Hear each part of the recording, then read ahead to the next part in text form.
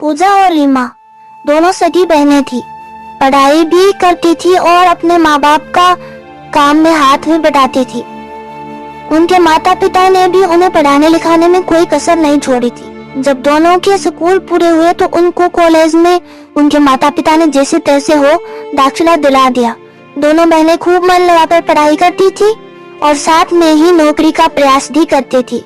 सोचती थी कि अगर छोटी नौकरी भी मिल जाए तो वह अपने परिवार की आर्थिक तंगी को ठीक कर सकती है।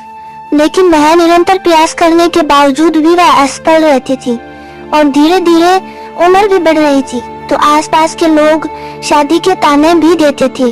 अरे इनकी शादी कर दो, नौकरी तो मिलने से रही, अगर उम्र निकल गई तो शादी भी नहीं होगी।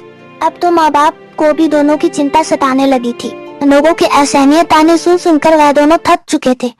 लेकिन पूजा और रीमा ने ठान लिया था कि अब इन लोगों का मुंह बंद करने के लिए कुछ तो करना ही पड़ेगा। दोनों बहनें निरंतर प्रयास करती थी, दिन रात एक कर दिया पढ़ाई और मेहनत करने में।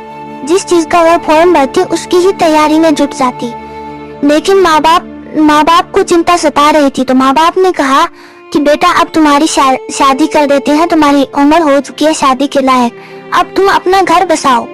लेकिन पूजा और रीमा दोनों बहनों को यह बात मंजूर नहीं थी। दोनों बहनों ने मना कर दिया तो लोग कहने लगी कि अब तो तुम्हारी बेटियां भी तुम्हारी नहीं सुनती, देख इनके कारनामे। माँ बाप ऐसी कटु शब्द सुनकर दुखी तो होते लेकिन अपनी बेटियों के हौसले और फैसले को देखकर झुक गए।